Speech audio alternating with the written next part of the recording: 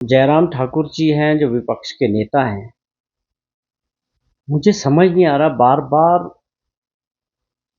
इस सरकार को गलत जानकारी या गलत प्रचार करके इनके ऊपर इनकी पार्टी का दिल्ली से कोई दबाव है। ये मुझे समझ नहीं आ रहा जब भी कोई इलेक्शन आता है राज्य का, अभी हरियाणा का चुनाव था, जम्मू कश्मीर का चुनाव था, अब दोबारा से महाराष्ट्र और झारखंड के चुनाव की वजह से वो दबाव इनके ऊपर भी देखा जाता है।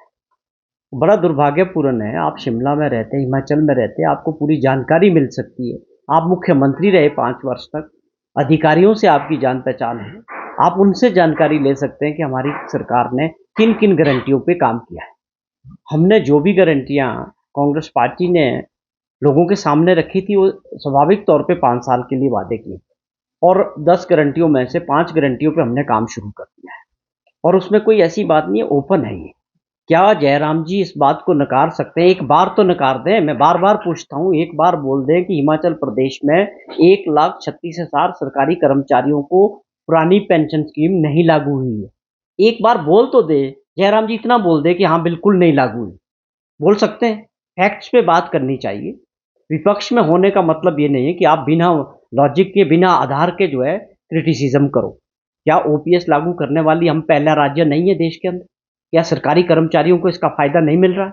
जयराम जी बोल सकते हैं, एक बार मना कर देना, फिर हम जवाब देते हैं आपको। उसी तरह से महिला सम्मान निधि, जो इंदिरा गांधी सम्मान निधि योजना हमने शुरू की है, 1,500 रुपया महीने का हजारों महिलाओं को मिलना शुरू हो गया। 2,71,000 वो महिलाएं, हमारी बहनें, माताएं हैं जिनको 1,000-1,100 रुपया मिलते था, उनको 1,500 मिल रहा है। ट्राइबल एरिया में खुद काजा में, लाहौल स्पीति का पूरे जिला में 1 साल पहले ये योजना शुरू हो चुकी है। अभी माननीय मुख्यमंत्री जी रोडू के डोडरा क्वार एरिया में गए, वहाँ 1 साल की जो भी महिलाएं और माताएं बहनाएं इस स्कीम के अंडर फॉल कर रही थी, उनको 1 साल का पूरा पेमेंट किया गया और पूरे प्रदेश में जो है जो बेनिफिशरीज उनको ये पैसा मिल रहा है। मैं समझ नहीं आ रहा कि आप विरोध करने का असली कारण क्या है? मुझे लगता है कि भाजपा के अंदर वर्चस्व की लड़ाई है हिमाचल प्रदेश में, क्योंकि इस संगठन का उनका चुनाव चल रहा है, बड़ा फेरबदल होने वाला है, नया अध्यक्ष भाजपा में बनने वाला है।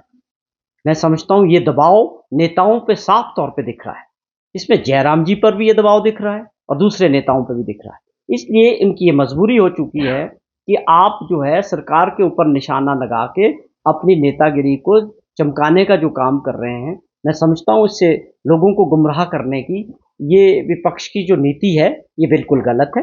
प्रदेश हम सबका है, हम सबकी जिम्मेवारी है, हम सत्ता पक्ष में हो या विपक्ष में हो, लेकिन प्रदेश को, प्रदेश की आर्थिक स्थिति को ठीक करना और जो बड़े फैसले सरकार कर रही है, उसको प्रदेश हित में उसकी तारीफ होनी चाहिए, उसको विपक्ष के लोगों को उसमें साथ देना चाहिए, क्योंकि वो जनहित के फैसले हैं, जिसमें आने वाले समय में प्रदेश का हित होने वाला है। अगर हमारी सरकार और माननीय मुख्यमंत्री जी आज हिमाचल प्रदेश को ग्रीन स्टेट की बात करते हैं और उसमें बहुत सारे ऐसे फैसले हो चुके हैं, केवल मात्र सुर्खियों के लिए और लोगों को भ्रमित करने के लिए, एक सोची समझी प्लानिंग के तहत इस प्रकार की बयानीबाजी करते हैं। हमारी सरकार की प्राथमिकता लोगों का कल्याण और प्रदेश का कल्याण है। हमारा फोकस बड़ा साफ है।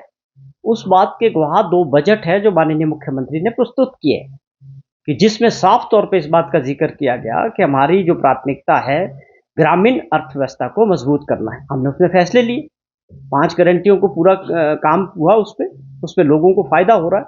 पहला राज्य बना जो आज दूध का मिनिमम सपोर्ट प्राइस देने वाला, जिसमें 15 से 20 रुपए लीटर दूध की कीमतें बढ़ी है। क्या इससे ग्रामीण क्षेत्र में लोगों की कमाई नहीं बढ़ी? ये फैसले को जयराम जी बता सकते हैं कि ये गलत फैसला है? कि अगर आज हमारे किसानों को, दूध पैदा करने वाले लोगों को 15 रुपए लीटर अगर एक्स्ट्रा कीमत मिल रही है तो ये गलत फैसला है क्या? ये भ्रमित करने वाली जो प्रयास किए जा रहे हैं।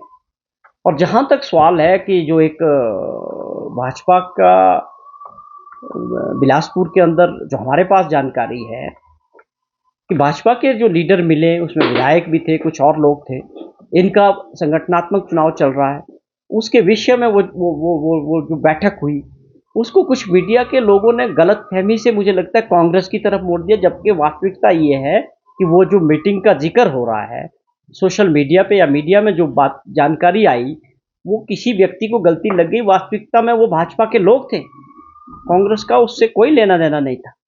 और कल भी मिनिस्टर सारे, कैबिनेट के बहुत सारे मिनिस्टर माननीय मुख्यमंत्री जी से मिले, अगली रूपरेखा तैयार की कि हम किस प्रकार अगले बजट के लिए अपने मंत्रालय का किस तरह का बजट होगा, उसमें किस तरह के चेंजेस होंगे और किस तरह से इस योजना को आगे बढ़ाएंगे कि सरकार आपके द्वार जो प्रोग्राम शुरू किया है, जिसमें माननीय मुख्यमंत्री जी ने ऐसे इलाके में जाके, डोडरा क्वार एक ऐसा इलाका जहाँ वो पहली बार ऐसे मुख्यमंत्री बने जिन्होंने वहाँ लोगों के बीच गए, उनकी समस्याएं सुनी, उसका समाधान किया, या वहाँ पर लोगों के बीच रात गुजारी, वो कार्यक्रम आगे बढ़ेंगे।